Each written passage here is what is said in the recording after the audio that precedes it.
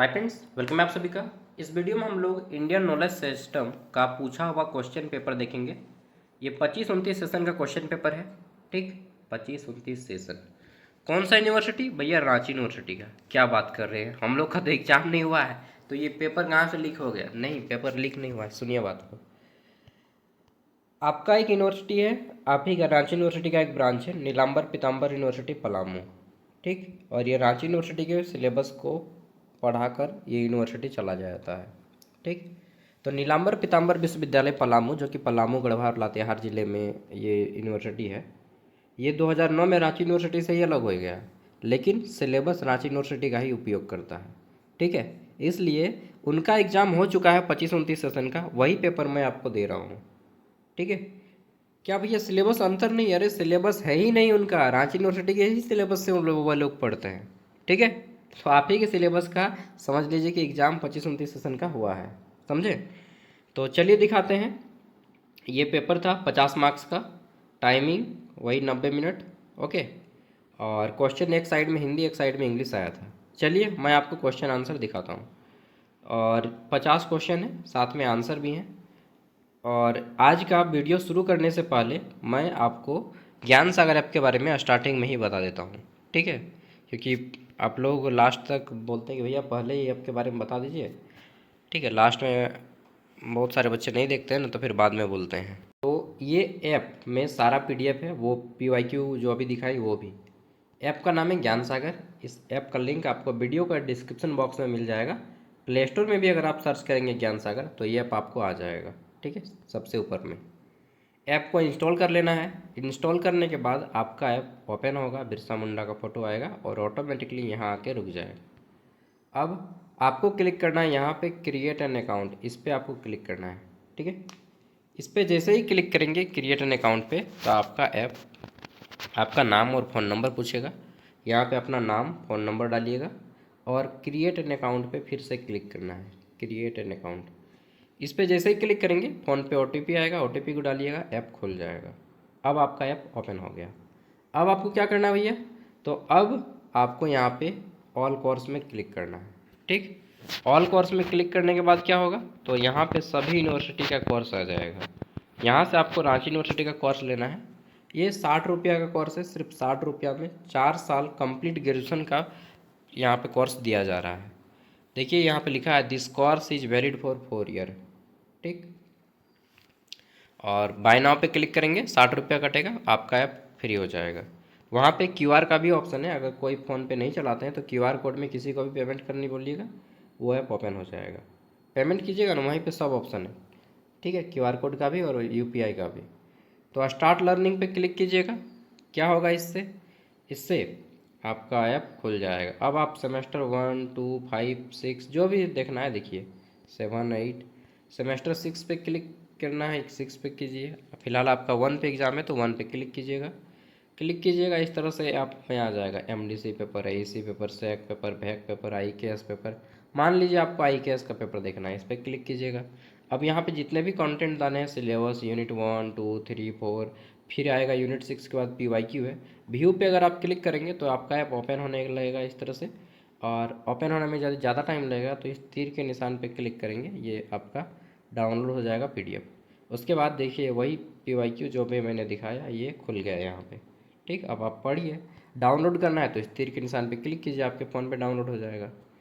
चलिए अब मैं आपको पढ़ाता हूँ, और ऐप का लिंक वीडियो का डिस्क्रिप्शन बॉक्स में है। प्ले स्टोर में भी अगर ज्ञान सागर सर्च करेंगे तो आ जाएगा। ठीक है, एप्पल वाले फ़ोन पे नहीं होगा, लैपटॉप में नहीं होगा, केवल एंड्रॉयड में होगा ये ऐप। ओके, पहले ही बोल देता हूँ, नहीं तो फिर बोलिएगा कि ऐप एप्पल पे नहीं हो रहा है। अरे ये भाई 50 क्वेश्चन तो यहाँ पे पूरा नहीं दिया मैंने, कोई बात नहीं। 50 क्वेश्चन का यहाँ पे आपको क्वेश्चन आंसर मिल जाएगा, पूरा 50 होगा। एक पेज छूट गया है यहाँ पे लगता है, हाँ एक पेज तो छूट गया है, लेकिन 50 का क्वेश्चन आंसर मिल जाएगा। क्वेश्चन चलिए हम लोग देखते हैं। तो 42 नंबर में है कि योग का शाब्दिक अर्थ क्या है। मैं हिंदी वाले को थोड़ा सा बड़ा कर लेता हूँ। ठीक, योग का शाब्दिक अर्थ क्या होता है? तो योग योग का शाब्दिक अर्थ होता है क्या? मिलन। ठीक, मिलन, हाँ मिलन। नेक्स्ट, योग मतलब होता है जोड़ना, जोड़ना मतलब मिलन करना। सत्य और रीत का संबंध किससे है? तो सत्य और रीत का संबंध है किससे? ब्रह्मांड या सत्य से। नेक्स्ट अगला जाता है, भारतीय ज्ञान प्रणाली का मूल स्वरूप है, कैसा है? भारतीय ज्ञान प्रणाली मूल रूप से आध्यात्मिक है। ठीक है, ये सब पूछा हुआ क्वेश्चन है। वेदांत में माया का अर्थ क्या है? माया, देखिए वेदांत में इस दुनिया को यानी कि जगत को माया बोला गया है। दुनिया क्या है? माया है। तो ब्रह्मात्मक जगत यानी कि ये दुनिया एक, ये दुनिया को रख धंधा है, वो गाना सुने हैं? तो इसमें वेदांत में दुनिया को भाव ब्रह्मात्मक जगत बोला गया है, माया रूपी जगत बोला गया है। नेक्स्ट, यज्ञ का मूल उद्देश्य था, क्या था यज्ञ का मूल उद्देश्य? तो ब्रह्मांड का संतुलन। एक चीज़ देख रहे हैं इन सब में, क्या कि जो सबसे बड़ा ऑप्शन है वही अक्सर सही होगा, मतलब सब में नहीं लेकिन अक्सर। जैसे इसमें भी देखिए लगभग बड़ा ऑप्शन है, इसमें तो पकड़ नहीं पाएंगे। देखिए इसमें ब्रह्मात्मक जगत, ये सबसे लंबा चौड़ा ऑप्शन है ना, सबसे लंबा लिखा गया है इसमें, तो यही ऑप्शन सही है। ठीक, इसमें देखिए इसमें भी ब्रह्मांडीय संतुलन सबसे बड़ा लिखा गया है, यही सही होगा। ठीक है, ब्रह्मांडीय संतुलन यज्ञ का मूल उद्देश्य। क्या भैया इसमें यही सही होगा जो सबसे बड़ा है? हाँ यही सही होगा। नालंदा विश्वविद्यालय को किसने तोड़ा था? तो बख्तियार खिलजी ने तोड़ा था। नालंदा विश्वविद्यालय की स्थापना कुमारगुप्त ने की थी। ठीक, और यहाँ पे बौद्ध धर्म की पढ़ाई होती थी, इसलिए बख्तियार खिलजी एक इस्लामी शासक था और वो बौद्ध धर्म को देख नहीं सका, इसलिए उसको विनाश कर दिया, नालंदा विश्वविद्यालय को जला दिया। ठीक है, अच्छा इसमें भी जो सबसे लंबा ऑप्शन है यही होगा क्या सही? बिल्कुल यही सही ऑप्शन है। ठीक है, मतलब ये तुक्का मारने का अच्छा तरीका है, बिल्कुल अच्छा तरीका है। ठीक है, तो भारतीय गणित की विशेषज्ञ हैं कौन? ये हैं भारतीय गणित की विशेषज्ञ है, कौन है?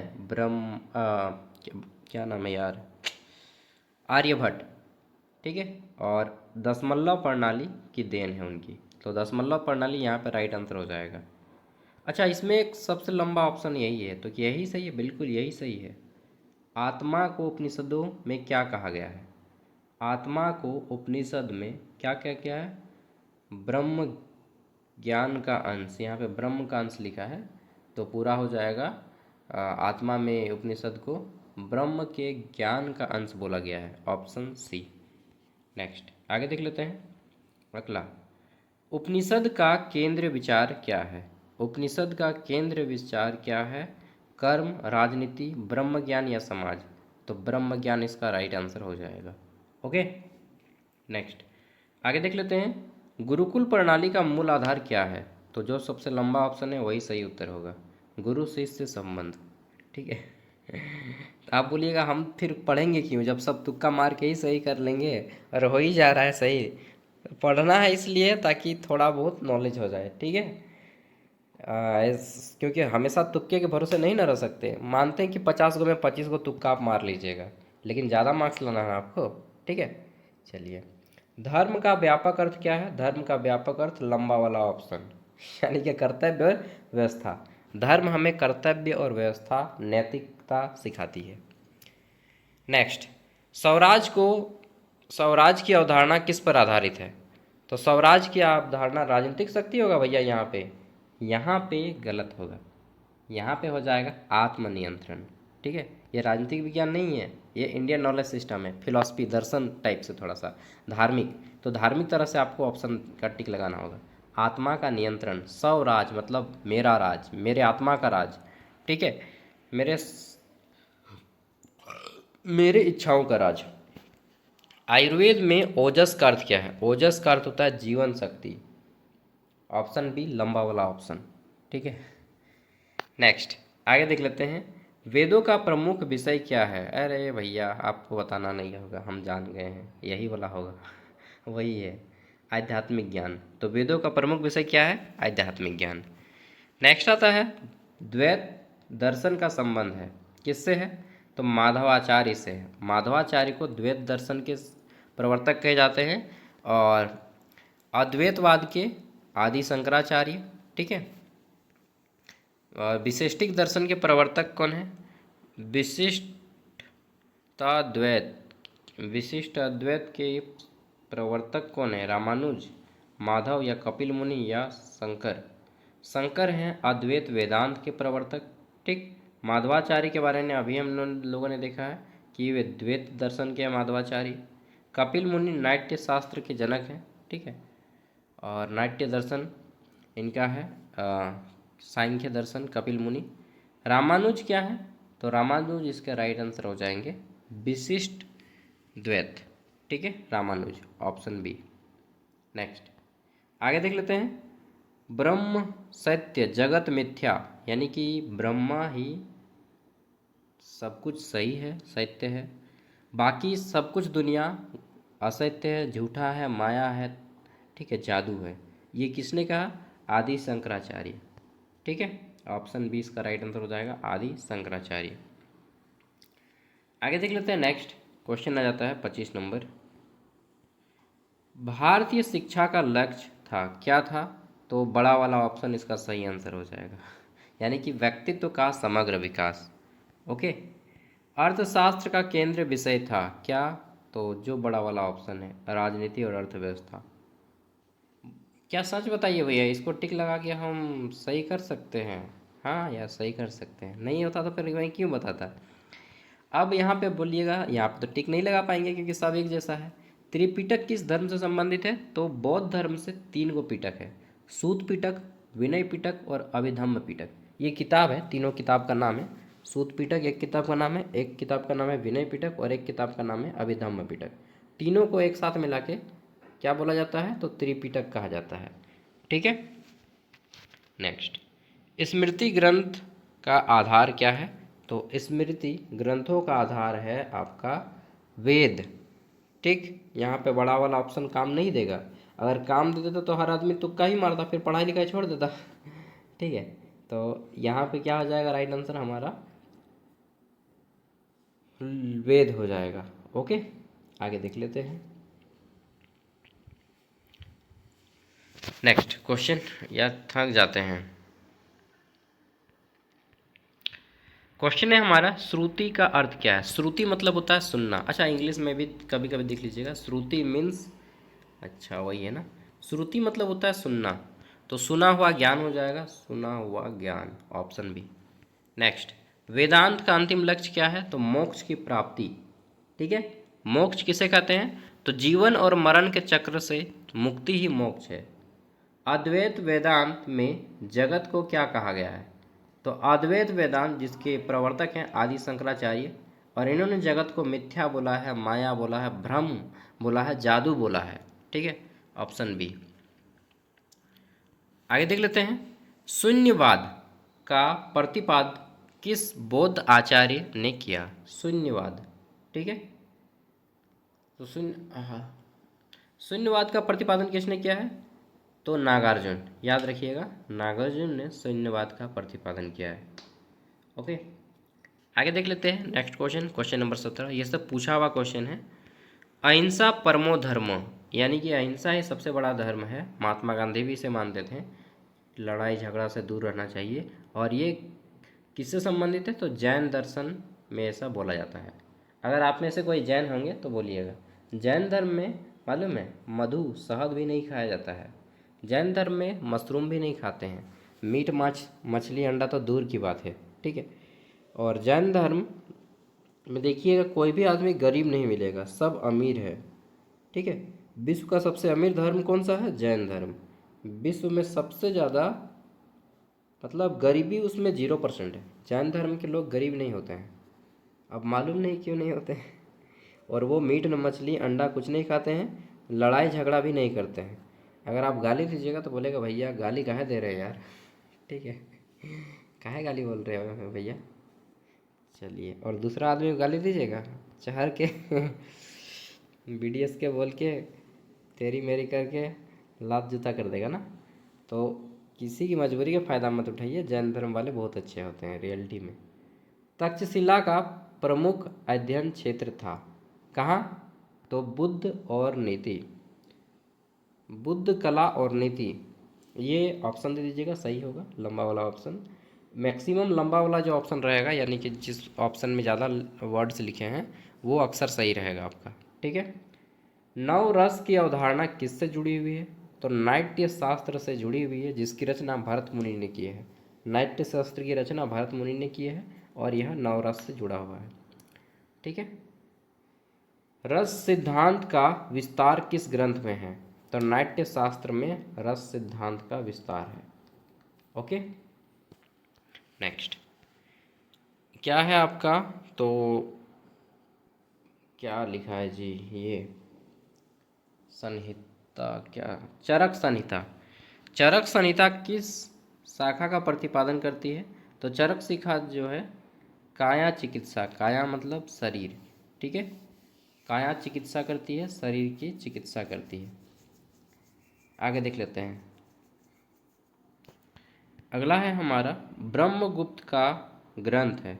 तो ब्रह्मगुप्त ने किताब लिखा है जिसका नाम है ब्रह्म स्फुट सिद्धांत। मैंने क्वेश्चन आंसर जो पार्ट 1 अभी डाला है कुछ घंटा पहले, उसमें देख लीजिएगा, ये सारे क्वेश्चन लगभग लगभग मैंने करवाए हैं। ठीक है। नेक्स्ट है शल्वसूत्र मुख्यतः किससे संबंधित है? तो शल्वसूत्र ने किसकी खोज की है? इन्होंने खोज किया है यज्ञ वेदी का निर्माण। शल्वसूत्र में यज्ञ वेदियों के निर्माण के बारे में बताया है। ठीक है, यज्ञ। नेक्स्ट वेदांत क्या है? वेदांत का संबंध है, पूरा अच्छा से नहीं दिख रहा है ना? चलिए, नहीं दिख रहा है, देखिए अच्छा से नहीं दिख रहा। हाँ, अगला आ जाता है सत्यमेव जयते का स्रोत कहाँ है? तो सत्यमेव जयते भारत का आदर्श वाक्य है और इसे मुंडक उपनिषद से लिया गया है। नेक्स्ट योग चित्त निरोध, योग चित्त वृत्ति निरोध। ठीक है, यानी कि योग जो है हमारे मन, शरीर और आत्मा को क्या करता है? सुरक्षित करता है। ठीक, ये किसने कहा? यह कहा महर्षि पतंजलि ने। पतंजलि, आपको नहीं दिख रहा होगा अच्छे से, आप नोट डाउन कर लीजिएगा। पुरुष और प्रकृति का द्वैत किस दर्शन की पहचान है? पुरुष और प्रकृति, ये दोनों जो है किस दर्शन की पहचान है? तो ये दोनों सांख्य दर्शन की पहचान है। कपिल मुनि प्रवर्तक हैं। सांख्य दर्शन में तथ्यों की कुल संख्या कितनी है? तो सांख्य दर्शन में कुल 25 तथ्य हैं। ठीक। नेक्स्ट विशेषिक दर्शन का मूल तत्व क्या है? विशेषिक दर्शन, मटेरियल, मटेरियल मतलब वस्तु। तो विशेषिक दर्शन का मूल तत्व क्या है? यह है परमाणु। विश्व की सभी चीज़ें परमाणु से बनी होती हैं और दो या दो से अधिक परमाणुओं के समूह को अणु कहते हैं। ओके। प्रमाण की संख्या न्याय दर्शन में कितनी मानी गई है? तो प्रमाण कितने हैं? कुल कितने प्रकार के प्रमाण हैं? तो 4 प्रकार के प्रमाण हैं। ठीक है, ऑप्शन सी इसका राइट आंसर हो जाएगा। शंकर वेदांत का दर्शन आधार क्या है? तो शंकर को अद्वैत वेदांत के जनक कहे जाते हैं। अद्वैत, ऑप्शन बी हो जाएगा, अद्वैत वेदांत। 2 नंबर है, क्या लिखा हुआ है? 2 नंबर पढ़ पाएंगे जी? शब्द का प्रयोग किसमें किसके लिए आता है? अच्छा से नहीं दिखा रहा है। ठीक है, ऑप्शन है रीत की अवधारणा वैदिक साहित्य में किसका उदय करती है? देखिए, आपको अच्छा से नहीं दिखेगा इसमें, इसलिए मैं इसको अच्छे से नीचे में दे दिया हूँ। क्वेश्चन नंबर 1 और 2 को देख लेते हैं क्या था। यहाँ पे है रीत की अवधारणा वैदिक साहित्य में किसे दर्शाती है? तो ब्रह्मांडीय व्यवस्था को दर्शाती है। अरण्यक शब्द का प्रयोग किस ग्रंथ के लिए किया गया है? तो अरण्यक शब्द का प्रयोग वेद के लिए किया गया है। ठीक है, ये अच्छा से नहीं दिख रहा है क्योंकि जिन्होंने भेजा था वो अच्छे से नहीं भेज पाए थे। भारतीय ज्ञान प्रणाली का अंतिम लक्ष्य क्या है? तो मानव का कल्याण है। भारतीय ज्ञान प्रणाली का आधार क्या है? तो अनुभव, तर्क और अध्यात्म। संस्कृति का अर्थ क्या है? परिष्कार। ओके। भारतीय शिक्षा का उद्देश्य क्या है? चरित्र का निर्माण करना। प्रजा का अर्थ क्या होता है? प्रज्ञा मतलब होता है बुद्धि, ज्ञान, विजडम इंग्लिश में बोलते हैं। वेदों की परंपरा किससे जुड़ी हुई है? तो मौखिक परंपरा से। भारतीय दर्शन का अंतिम लक्ष्य क्या है? मोक्ष की प्राप्ति। तो इस तरह से आपका पूरा का पूरा क्वेश्चन आंसर यहाँ पे कंप्लीट होता है। ठीक, आयुर्वेद के अनुसार स्वास्थ्य का आधार क्या है? संतुलन जीवन, संतुलित जीवन। ठीक है, थैंक यू दोस्तों, बाय। और ऑलरेडी इसका 4-5 वीडियो अपलोड है। अगर आप IKS सेमेस्टर 1 ज्ञान सागर सर्च कीजिएगा यूट्यूब में तो आपको मिल जाएगा। और जिनको ऐप में सारा कंटेंट चाहिए एक साथ, सभी सेमेस्टर का सिलेबस वगैरह सब कुछ है, ठीक है, 60 रुपया दीजिए और ख़रीद लीजिए। ज्ञान सागर ऐप का लिंक वीडियो का डिस्क्रिप्शन में है। बाय दोस्तों, जोहार। पक्का बता रहा हूँ आपको 60 रुपया फ़ायदा ही रहेगा, घाटा नहीं जाएंगे।